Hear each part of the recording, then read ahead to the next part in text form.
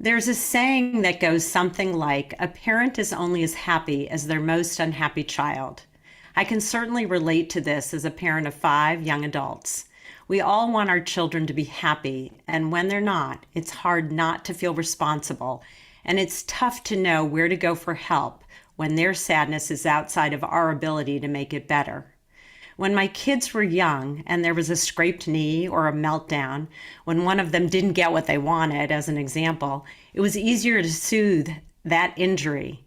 And as they grew, so did their potential for hurt, pain, more than the physical, their emotional distress.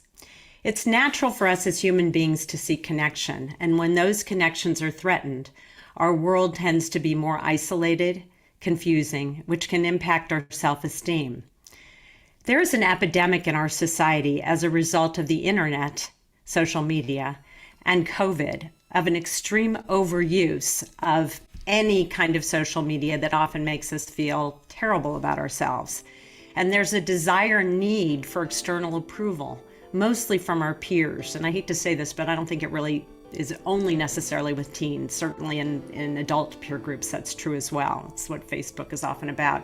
This has left our youth trying to navigate relationships, often on their own, which can result in depression, anxiety, low self-esteem, that leads to more unanswered questions and sometimes to self-destructive behavior. Maybe developing an eating disorder, doing self-harm, including using alcohol and drugs, behaviors that either dull feelings, make us feel in control or as if we pretend to be in control, frankly, or make us feel something when we are in such deep psychological distraught that we cannot imagine others' feelings as we do. So we do things to hurt ourselves, thinking it will reduce our emotional pain. This often furthers our isolation and doesn't provide the opportunity to get answers, even if the answers are actually the arms reaching out, providing support to reduce the isolation and foster the feeling of community from those who have experienced similar feelings and behaviors. That, along with great resources, can be comfort enough. Welcome to Small and Gutsy, our podcast featuring nonprofits and social impact organizations under $10 million. My name is Dr. Laura Witkoff, and I'm excited and proud to be your host. We hope you'll love the stories as much as we do, and perhaps you will find needed services, a job, volunteer, invest in, or donate.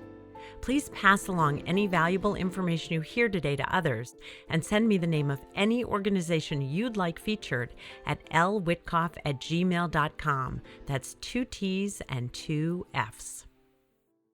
And for all of you followers, we appreciate that you followed Small and Gutsy. We have just applied to become a nonprofit ourselves.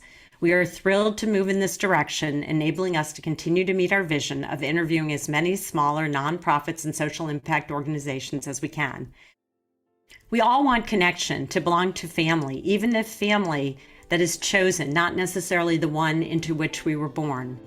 We know our youth and teens listen to their peers, often before they listen to their parents or guardians. My niece, Lauren Fuchs, started a podcast in high school with a friend to address mental health issues through interviews with professionals in areas that were of concern to teens. This began during COVID-19 and has continued. It's called the Thrive Initiative and covers topics like eating disorders, anxiety, obsessive-compulsive behavior, mindfulness, perfectionism, self-compassion. I'm very proud of their initiative and delighted that they saw a gap in information and chose a platform in which to share information from experts in those respective fields. There are numerous ways to seek help and guidance, but sometimes they are hard to find or access, and certainly not in one place, and most often not from teens themselves. And that is what our featured organization's founder discovered. My incredible guests today are a combination of parent and peer. Incredible parents, Jeff and Kathy Long, who saw their daughters suffering and felt helpless to do something about it, although they tried everything and found that there were resources that were not accessible in one place. And if they were adults sharing their professional and sometimes personal expertise with youth. This significant gap they discovered became a precursor to the organization featured today. They came up with an amazing online resource that they will talk about in detail today. Teens4Teens Help provides an array of resources and support. that are driven by youth needs rather than by adults. And yet the site is supported by professionals and adults in the field and those with personal experience. Their purpose is to empower teens who are suffering from emotional and mental health issues to choose their own recovery. And I love the word "to choose" in that purpose statement. One of the many things I also love about their website is their driving mantra. We are a group of young people who faced serious mental health challenges. We chose recovery. You can too. I am incredibly proud to introduce Teens4Teens Help and our small and gutsy family, as they are making a huge impact on youth suffering from, quite honestly, growing up. And in fact, I think many adults could use this as well. I am so excited to introduce you to one of the founders of Teens4Teens Help, Jeff Long, who incidentally quit his day job to focus entirely on developing this resource that has and continues to help so many. And with him is Youth Advisory Board member Ariel Bensby, who also started a mental health club in her own high school. So let's get started. Welcome, Jeff and Ariel. My first question to both of you is, tell me sort of a little bit of the story of how you started this. I did an intro, but it was just from my observation. I want to hear from you. Yeah, I'll try to be brief. Obviously, our daughter had a 4-year mental health journey with her anorexia and depression, anxiety. And we just did everything we could, which included residential and treatment centers and hospital visits and IOP and PHP. At the end of her 4-year journey, we learned a lot. That's why we wrote the book, A Parent's Guide to Anorexia, because we weren't told all the things between the services. And we also had a very difficult time to begin where to go on the internet to find where to get help. There wasn't a funnel, a center of the target. But at the end of her last treatment center, she spoke at a high school, which is super brave for somebody with social anxiety. Fortuitously, the next year, the high school called back and said, "Can we have that girl speak again?" Wow. And because she spoke again, at the end of that second talk, a kid came up and said, "Can I give you a hug?" And she said, "Sure. Why?" And he said, "Well, last year I was trying to figure out how I was going to kill myself. And I heard you talk and got help instead." Wow. She was just so happy that her pain and suffering had helped one person, Right. and knew that alumni at treatment centers come and talk to the kids going through treatment. And so we went online to find this, and we couldn't find it. And we could find, like you said earlier, adults talking about their experiences, written experiences.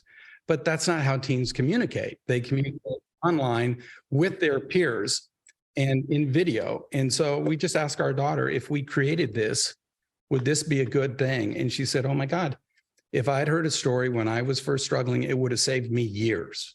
And so because we heard that, and it was so painful to go through what we went through, and our pain was 1/10 of what our daughter went through, we just had to do it. We just had to. And so that was the impetus for this organization. And you know what, Jeff, what's so beautiful about what you shared is, for so many of the organizations with whom I speak, what really creates the difference is exactly what you said. We had to. We were compelled to do this. We either had passion about something, which clearly you do, but the idea of helping others was just not only a light bulb for your daughter, but also for you as a family. And it's quite remarkable, because giving back does so much for us as much as often it does for others. And there's an old saying, if you do one tiny thing, you pick up one piece of litter, you do one small thing, it's as if you've done a whole world of things. So Ariel, I want to pass it to you. Tell me, how did you hear about this, get involved, become a board member? I actually heard about Teens4Teens Help through my college counselor. I was brainstorming some essays, kind of talking about my experiences with mental health. And she was like, "Wow, I have the perfect person to introduce you to," which happened to be Jeff and Kathy. And they were kind of trying, this was at the very beginning of Teens4Teens Help. There was really only like 3 people on the board at that point. And we kind of collaborated. I shared my ideas, he shared his. And from there, everything began. So great. So you had already had a mental health club in your high school. Yes, I did. So this kind of gave you a bigger platform to be able to reach many more youth and teens. Yeah, definitely. How long has it been? 2 years. Yeah. So share with me and with my listeners some of the things that you offer. I certainly want everyone to go to the website and check it out because it is vast, but why don't you share a couple highlights on the website? Let's start with you, Ariel, what sort of are the highlights on the website for you? The absolutely best thing that the website offers is the recovery stories. There's really nothing like that. And in my own mental health club, actually, I found that the most successful tool was the fact that all these struggling teens, it actually started in the pandemic. So it started out as a virtual club over Zoom. So all these high school students were joining our Zoom meetings and were sharing all these stories. And then it was like, whoa, wait, you're going through that too? You're also lonely in the pandemic? Wait, you also have anxiety now? Wait, you've also been depressed? And everyone was kind of like, whoa, like that's a lot taken off my shoulders just from knowing I'm not the only one going through this. So I think that by Teens4Teens Help offering all these stories of real teens going through these things, that's kind of like the first step to a struggling teen knowing, hey, like I have no shame in what I'm going through. I'm not the only one going through this. And hey, like these people made it out. These people got better. So can I. And I think that's a very, very important step to anyone struggling, just knowing that they can get out of it. Yeah, you've said many things, but the two things I really want to highlight are you're not alone. Other people have felt the same way you have, because when you're in it, you feel like there's no door. There's no opening. There's no way to the end of this. And by the way, everyone looks happy but me. How come I feel this way? And the second thing is the whole idea of recovery is possible, that other people who came before me have recovered. And I know I can too, because in that moment, you don't feel that way. So those two gifts are just incredible. And those stories are poignant and powerful. And Jeff, that's really what your daughter was able to do for that other, young student who came up and said, I was feeling this way and I'm here because of you. Exactly. Yeah, storytelling is so important anyway, and it's cathartic for the individual. But what you've both pointed out is it's so cathartic for the listener because, again, it offers hope and reduces isolation, even in this sort of virtual environment that we're, many of us are in, or if it's someone in a high school that's not close, they can still access that. They might be across the country. Well, and storytelling, is a human thing, and it's how we learn. And they've actually done neuroscience. So the science behind it is simply that when somebody tells a story, the listener, their whole brain lights up because they're using all of their brain. And so they remember more, they're more likely to act on that information. And it just serves them better than other ways of learning, of just listening or just writing. As a teen, I can definitely verify that many adults and teachers, parents will always be like, it's okay, you'll get through it. And you're like, no. But to see a story of another teen saying that is a totally different experience. So yes, there are many other platforms and people out there who are definitely advocating for mental health and saying, you got it, you'll get through it, you're not alone. But to sit there and have this website where tons of teens are just being completely vulnerable and sharing how they got through it, it's a completely different feeling. I love this because we as adults, frankly, we often go to our peers for advice. We go to our trusted peers. Sometimes we have to discern, who that is. You've created a website where everyone on there as a teen is trusted. Why? Because they put their own vulnerable story out there in service to others. So already the due diligence is done on them, and you can listen to their story and think, if they could do this, I could do this. And I think people are looking for reducing that feeling of aloneness and isolation and truly connecting with community. We invite people on our youth board, and we meet once a month, and it's a wonderful collaborative group of, I think, genius teens who have just great ideas, and they vet and come up with almost everything that we put on the site. We kind of double filter everything. It has to be approved by them. And then we have a professional advisory board of mental health professionals who also look at it to make sure that the information is correct, that it is not triggering, as best as possible and that it's useful. And so between our youth board and our professional board, all the information, because they make informational videos. When you talked at the beginning, we mentioned the stories, but we've kind of created a funnel where the stories are front and center and the most important thing. But that we have informational videos that are animated and narrated by our youth board. And it's, 4-minute videos on signs and symptoms, the types of anxiety, treatment options, coping skills, and then resources, the apps, the treatment centers and things like that, hotlines. And there's always a button on every page that they can connect immediately to the 988 hotline. They can connect to Teen Talk hotline. So once a month, we have a few teens from our youth advisory board join a professional or therapist, and anyone can log on anonymously. You ask questions. There's a Q&A chat. So if anyone is struggling and wants to kind of reach out in live time, we do those once a month, and every month we have a different topic. But of course, if someone has any question, we're always really open to anything. But that is a way to kind of interact with us. If you're not looking to be a part of it, but just if you're struggling and want to get some questions answered or want to connect with us, then that is a nice way for a lot of struggling teens or really struggling anyone to just kind of come on, ask one of us, ask a professional. I think that's great because a couple things. One is you don't isolate the relationship of mentor and mentee. So I think that's actually a better forum. Someone can ask a question without revealing who they are if they're not ready to. And Jeff, I didn't get back to you on sort of your highlights, but you sort of spoke of them. I'm going to guess this was the other area, which are really the vast resources that folks can access if they're really trying to figure out what is the best treatment plan or what do the professionals say, or this sounds like me, let me look at this resource as a possibility and check it out. So you've kind of done this one-stop shop, for lack of a better word, in terms of resources and support for people who are suffering. And it's not just, I know your daughter had an eating disorder, but it covers a vast array of mental health issues. Suicide prevention, as I mentioned, the eating disorders, we have addiction, we're adding bullying, we're adding ADHD and learning challenges.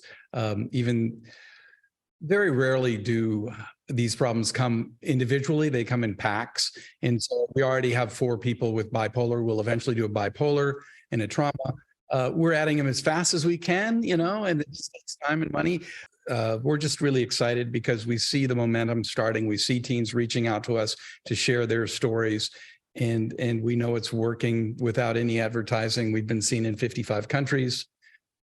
A girl from India write us, and they showed it in her classroom.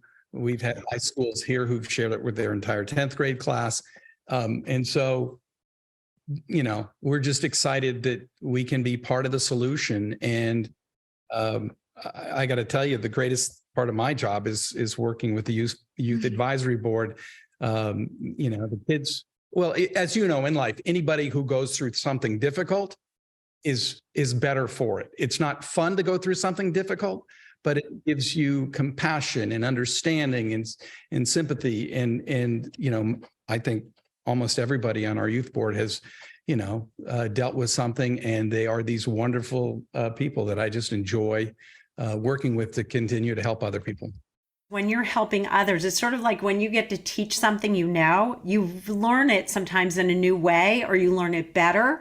And so this really gives, I would imagine, every youth, this is my projection, we'll see if it comes true, is going to be an incredible adult because of the tools and the resources and the resilience and the strength that they've learned not only from their own experience, but Jeff, what you and Kathy have really created with this incredible team of youth and adults to put it in a place that is productive and useful for so many others. And to consider 55 countries is just amazing, because there are other countries with youth who do not have access in the same way. So even if they can't access the resources that you post, they access the stories that may put them in a hopeful mindset.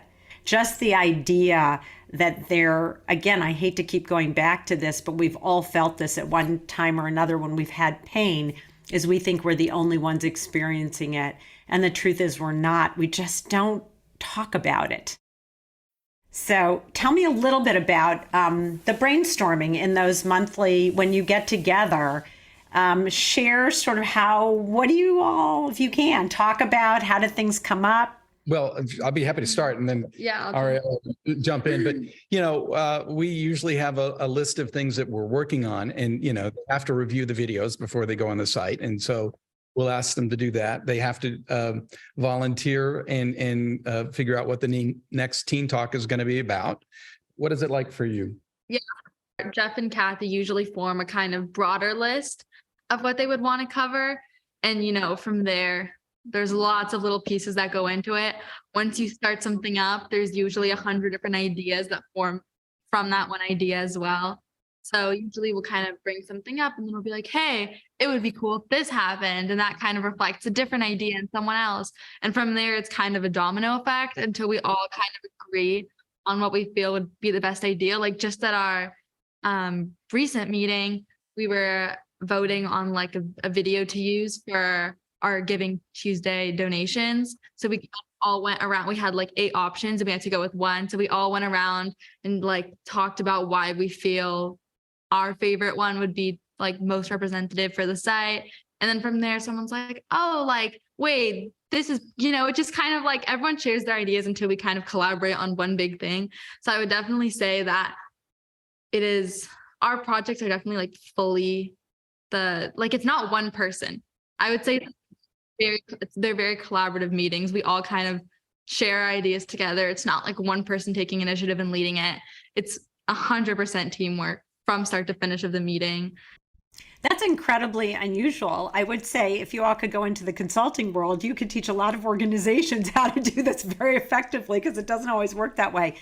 But I love that every teen has a voice, it sounds like, and that you all, and maybe through this experience and maybe through the hardship, you're not afraid to use it. And because it's so collaborative, anybody's idea gets to be put on the table, which, by the way, doesn't mean that idea is going to come to fruition.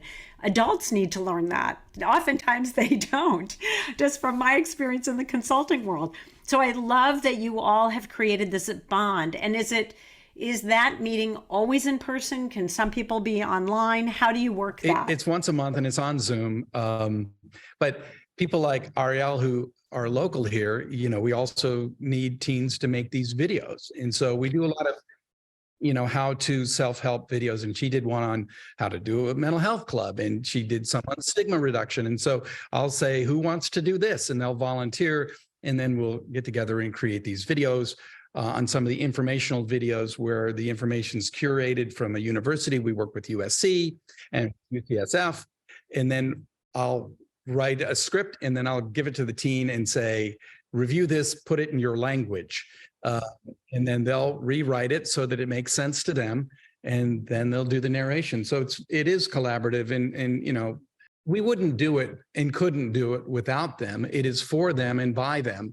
And that's the whole point. We learned that through our journey with our daughter, is it was the power of the peer group. It was listening to other teens, and it was the people deciding when they wanted to recover. In other words, we've done a lot of these stories, and almost always there is a moment in time that they remembered where they said, I'm going to give it a shot. My guess is you're collectively hoping that is where somebody comes to, but you're also patient in that someone has to come to that when they're ready. And we never know what video or what story or what resource or what guidance is going to help that happen. So I really appreciate that. And I appreciate, I always think that, I forget how old I am till I look in the mirror and go, ooh, wait. And then of course I have children and the whole thing.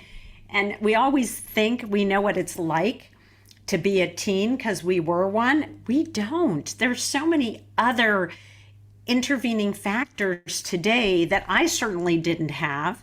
I didn't Zoom when I was a kid. I don't know what that's like. I didn't have COVID. There were other things. And so what youth is facing and teens are facing is so vastly different than what I faced. If you put the same ideas or solutions, it's really not the way to do it. And so you all came to that understanding, and so have involved this youth energy and brilliance and wisdom into this site as the guiding force that really is the foundation of Teens4Teens Help. It's the title is really what you are doing, and you're living by that.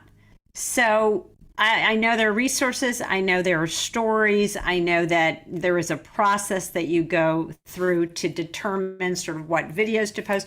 How about the process of topics? Is that a similar type of process that comes up in those meetings, or can someone suggest a topic? How does that work? It's also motivated by the stories that we get, right? And the capacity we have to build them out. We did a teen talk for ADHD and learning issues a month ago, and we have our first story now. So we're working on the informational videos, and in a month or two, that will be up. And that's kind of how it evolves. I think sometimes certain topics are more relevant too. Like especially the pandemic, we would cover a lot more of like loneliness and depression and things like that. And then once you go back to school, there's more like social anxiety, there's the ADHD and learning disorders. So it really is also what's happening now in real time and addressing that, because as life changes, sometimes issues do as well. What are some areas you feel you would love to develop? And I don't mean topics necessarily. Are there areas that you would love to develop but haven't been able to get there yet because of, resources and time and so on and so forth? Yeah, we want to develop more programs for schools. We do events. We have collaborated with Insight to Teen Culture and Peer Voices of Orange County, and the suicide prevention in different counties. And our teen board have volunteered to be on panels. They've spoken for a grad student on suicide prevention at USC and UCSF on addiction. And they've been to some of these movie screenings and been on panels talking about social media. One of the things we say is, how can we become the most useful online tool for mental health for teens and young adults? And so we just ask that question at every meeting. And, this is kind of what we do. In terms of Teens4Teens growing, I would say I would want Teens4Teens to be something that everybody knows about, at least nationally.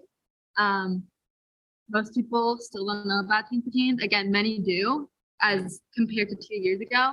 But I think that there are still thousands, if not more, of teens out there, probably millions, honestly, who could really, really use Teens4Teens and just don't know about it.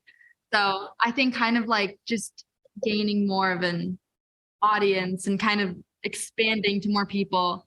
And I think the biggest way to do that is through school, some more high school programs like Jeff talked about. We also didn't talk about the entire self-help tab that we have. There's some art therapy in there. There's some mindfulness. There's some yoga. And we're adding to it all the time.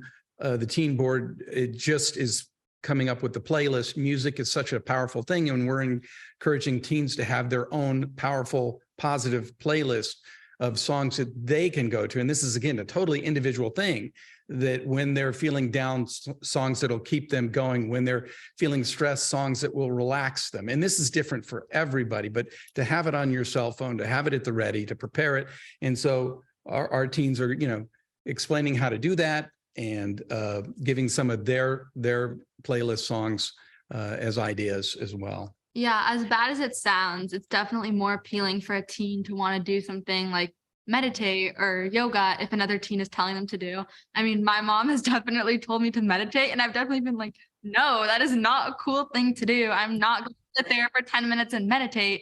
But then if you kind of see, wait, other teens recommended this meditation, other teens said these songs were helpful. Wait, it's actually kind of cool. I feel like there's a way bigger of an appeal, even though it's a little bit twisted in a way. I just feel like it's kind of a different connection. I think it's totally natural. I think you're right on. And I have another thought, which you've probably thought of, because I can't help myself as I'm listening to the two of you, and I get excited about what you've created, is if you ever had a teen interested in and has the wherewithal or could read a mindfulness practice, because I have listened to one of yours. I think they're adults. I've liked them, but I think it could be very powerful for a teen to do a mindfulness. And Jeff's writing this down. Yay! I love doing a little consultation in the moment. No, it makes me feel so good. It makes me feel alive because I love what you're doing and I get so excited. And I also think that for music, because there are plenty of teens, if, granted, they're telling their story, but it would be very interesting because sometimes teens express their feelings through song. And you might find a teen who's willing to play the guitar or just do, a vocal and say, hey, this is my playlist, but here's a song I did. And I think it could be really wonderful if they know that the purpose is to help other teens. It's just an idea. Throw it out with your teen group and see what they think about it. See, I'm really a teenager. I haven't really grown up in some way. We all are. We just get older, but we do. Stop at the Right. year. We think we can, but I agree with you, Ariel. If I were to say to any of my children, you should really do mindfulness, they'd roll their eyes at me. Meanwhile, I do it on a regular basis and know when I don't do it that I should be doing it for me. It's just wild, like how many teens are going through the same thing. And I do think Teens for Teens is super unique because if like so many teens have an idea, Teens for Teens kind of brings it to life. Like I just had a mental health club at, my own high school, and through Teens for Teens, I created it into a platform that would basically like a starter kit on how to make your own mental health club that hopefully enabled so many other teens to do the exact same thing at their high school. We outlined like how to start a club, how to cover and lead such difficult conversations, really like highlighted every single thing of what you need to do, just basically like handed it to someone like, here's everything from the bottom to the top, how to do everything you could possibly do, how to cover these topics, how to lead these meetings, what you need to do, who you have to get involved, and gave it to them. And that was like such a small idea I had at my own high school. And then boom, Teens for Teens like put it out there. And I hope that so many people took that kit and made it into a club at their school. And don't forget to put the help after Teens for Teens. Otherwise, it's a different site. So Teens4Teens Help, that help is really important, and that help is instrumental. To your point, Ariel, that I love so much is you're giving people a gift. Not only the gift of the resources that are available, but the how-to, because the motivation for you getting the word out there, getting people to do something, really motivating folks to recognize that they're not alone. And if you have a club at school, that's one way to engage people in learning about their own mental well-being, and that it's not shameful, that it's really resilience and it's really strength. You and I grew up in a different generation, and people our age cannot understand the amount of pressure and difficulties that this generation is going through. We don't look at it. We say, oh, they told us, just toughen up, rub some dirt on it. It's an entirely different world. We didn't grow up where there were mass shootings at the grocery store, at concerts, at movie theaters, and schools. We didn't grow up with climate change. We didn't grow up with AI politically dividing the country and the world.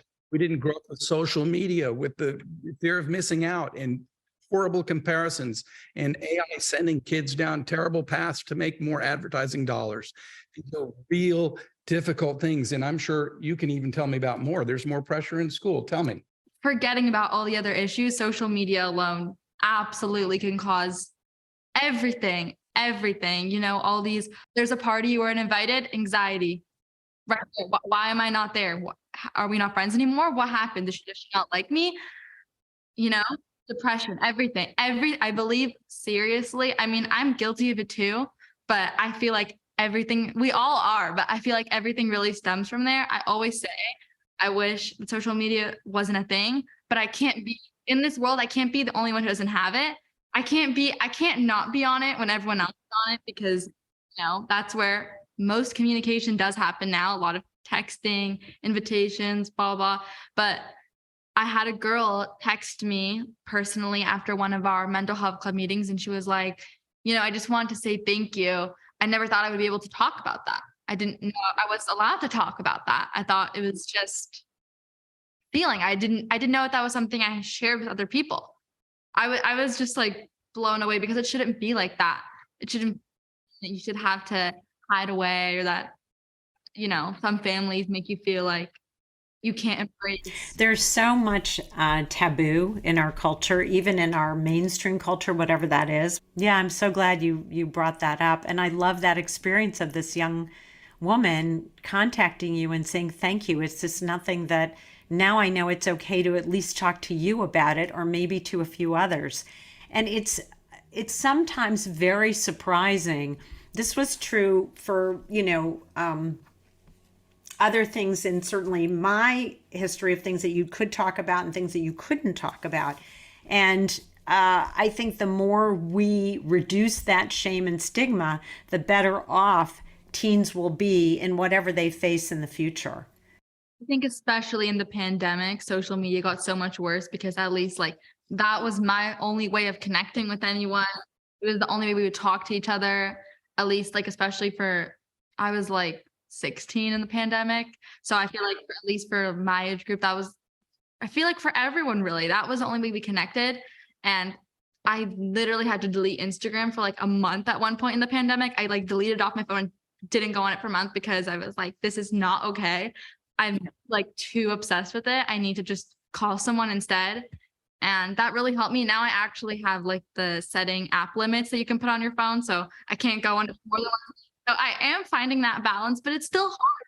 All it takes one point, it takes one post, one story. And if you feel triggered, it doesn't really matter. I mean, it makes a difference if you spend 5 minutes or 5 hours, but it really just takes one thing to kind of set you off and be like, ouch. And I feel like there's so much on there that can cause that. So like you said, finding other communities outside of that is really important. And when I do find myself in a community like Teens4Teens or, genuine people, I don't find myself doing that thing where you look down on your phone and scroll. So I think even if it's an online community such as Teens4Teens, at least it's more genuine and, not just being jealous of someone else and comparing yourself, because we've all been down that road too many times. Small and Gutsy is sponsored by the Intrinsic Group, my boutique management consulting firm specializing in guiding organizations to leverage talent, optimize processes, and to ensure the organization's narrative is aligned with their culture. We'd love to invite you to be a sponsor. So if you're interested in sponsoring Small and Gutsy to keep it going, please reach out to me at reachus@theintrinsicgroup.com. So if you all are ready, I'm ready to do our round of quick Gutsy questions. They're fun. There's no right answer. It's just a fun way to end our podcast. You all have been incredible. What is at the top of your wish list for Teens4Teens Help? But the answer can't be money or funding, because that's always what all of us want in the nonprofit sector. So outside of money and funding, what is at the top of your wish list for Teens4Teens Help? And by the way, Teens4Teens is teens, the letter 4, teens, and the word help. What's at the top of your list? I don't know. Give me a second. You can start. I got a long list. Top of my list would be, someone to help with TikTok, because that's a monster that you got to, it's a double-edged sword. We're using social media to reach and help.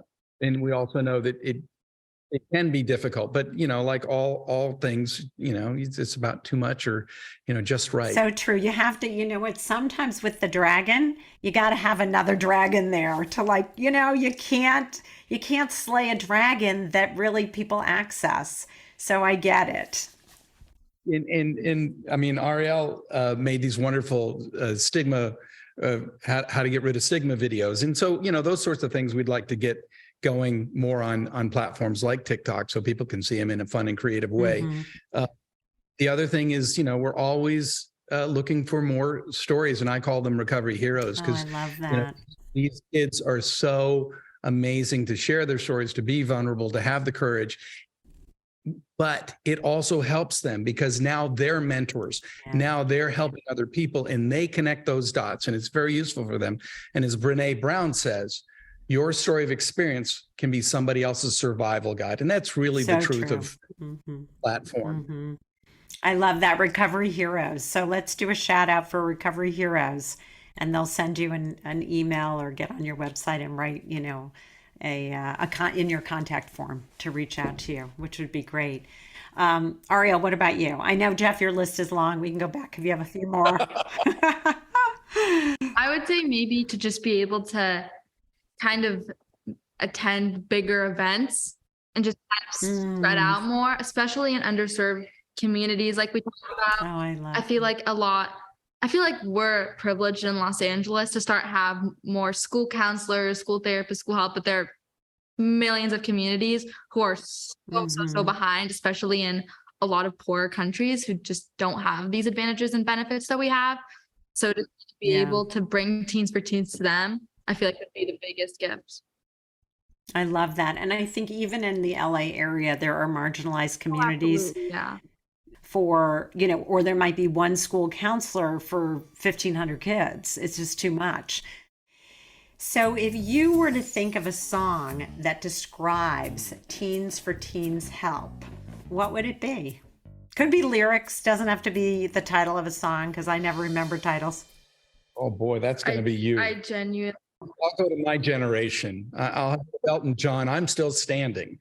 And that's kind of the song for all the kids who have gone through something, and for our family. We went through something very difficult, and we're still here. And that's the point of it, is to make it through, to have the resiliency to learn from it. You can't see the rainbow without first experiencing the rain. I would say a song that I listened to as a kid, What Doesn't Kill You Makes You Stronger. I love both of those, are great. So you've said a lot about, I think, what makes your organization Gutsy, but I'm going to ask the question anyway. How is Teens4Teens Help Gutsy? What makes you Gutsy? Because you're part of our small and Gutsy family now. Well, we started out of the house and we're still there. What makes us Gutsy, I'll answer it literally, is the guts it's taken for these kids to share something so personal, something so difficult and dark, and the fact that they had the guts to get through it. It gives us all the hope that we can get through whatever we're going through. And believe me, everybody is going through something. I don't care where you look, it's happening to everyone all the time. And so it creates empathy and understanding. And that's why I think we're Gutsy. Why do you think we're Gutsy? I agree. I would just say our uniqueness is really what makes us Gutsy, just kind of the teen to teen idea. I haven't seen really anything like that. It's usually more adults and professionals behind the scenes, which is also great, but I feel like this is really effective in its own special way. Yeah, the only area that I've even seen that in is a suicide prevention. So I did a little search. That's why I did the intro the way I did. I do think you're unique.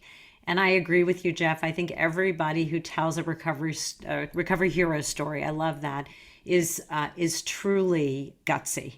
And it's a beautiful thing because it teaches others to be Gutsy too. So what is something that outsiders, or maybe even a few insiders, It's a good one. don't know about Teens4Teens Help? It's a family. It started in a family because we went through something, and we wish we had this when we had gone through it. So we're creating for others something that we thought would be useful, and we're pretty sure is. The other thing is perhaps that we haven't put it on the site yet, but one of the powerful tools we used for recovery in our family was a rescue dog, and that's another evidence-based thing. And so Ace is our wonder dog behind the scenes. He's in some of the videos with you, eliminating stigma by eating the words out of kibble and cookies. I love it. I love it. Yeah, animals can be an amazing, amazing therapeutic comfort. And yeah, I think that should be a requirement for recovery, some kind of live animal sometimes the stuffed animals aren't so bad either, but yeah, I love that. Ariel, what about you? Anything that you can think of? Yeah, I would just say that we're all just like teens who have been through something, who want to help other teens. We're not very experienced. We've just kind of gone through our own fair share of troubles and want to pass on our passion and knowledge and experiences. I really appreciate that because Outsiders may not know you're not polished professionals. No way. You are real teens who have been through something. And so, but that in and of itself creates beauty for what you're sharing, because the genuine quality of what you're offering allows it to be accessible to those who need it. If you could get, and now we're going back to social media, so forgive me, please, for this last question, because we all use that in a good way, right? We're the dragon, the good dragon, not the evil dragon, right? If you could get one celebrity or influencer to endorse or talk about Teens4Teens Help, who might that be? I would say maybe Hailey Bieber, just because I've seen her talk about mental health a lot on her platform. And I feel like she has a lot of I actually follow her not because of Justin Bieber, but because of the mental health I've seen her talk about on her Instagram. And so I'm sure a lot of other people do too. So I feel like if she shouted us out, that would be kind of cool. Just kind of. Oh, I have another. Emma Chamberlain. She used to be my favorite YouTuber growing up, and she's a podcaster and kind of like influencer now. And I just love her. Her podcasts are the most relatable things on the planet. Like, she's so down to earth about everything. And so many people know her for that too. She's just like so unfiltered and raw and just real. So I feel like if she were like, go follow Teens4Teens Help, like they know what they're doing, everyone would listen to her, because everyone who follows her just knows her for being like the coolest, realest person ever. Like, she's my icon. I love her. Yeah, I think it'd be really cool. And since you follow her, maybe once this comes out, you send it to her and say, hey, we mentioned you. And I'll try to do the same. I usually try to hashtag or do something on Instagram. Yeah, good. You can have more than one. Your answers are the most important one. I mean, I think there's a lot of separate celebrities out there who have personally dealt with their own mental health issues and care. And, I do know a lot of singers who do it. I know that my wife would want me to say Pink. Pink is great, actually. She has been totally out there with what she's gone through. Yeah. And, in the early days, Brooke Shields also, because she went through postpartum depression and really had to fight that battle. So there's a lot, but Pink is great. I like that. It's terrific. So any last comments or thoughts? Yeah, I would just, always encourage people to be kind to one another. I think we're missing that in our society right now, and go back to everybody's going through something. And so, take a breath, breathe, know that, we're all dealing with something, and look out soon, because I'm going to talk Ariel to doing some breathing videos for us. I'm going to be listening to that. I love it, love it, love it. Ariel, sorry, but I'm really grateful. I think it's terrific. So I mentioned before, but what's the best way for folks to reach you? They can go to our website, Teens4TeensHelp.org, and there's a contact us button all over the page, top, bottom, and that's the easiest way. And they can access the resources, send you a note, look at the videos, whatever they need at that moment, which is terrific. So I just want to take a moment and thank both of you. I had a wonderful time, not only learning the detail and the depth of the story behind Teens4Teens Help, but also the vast array of offerings that you have that continues to grow, and the depth at which your volunteer teens are there because they want to be there and they want to help.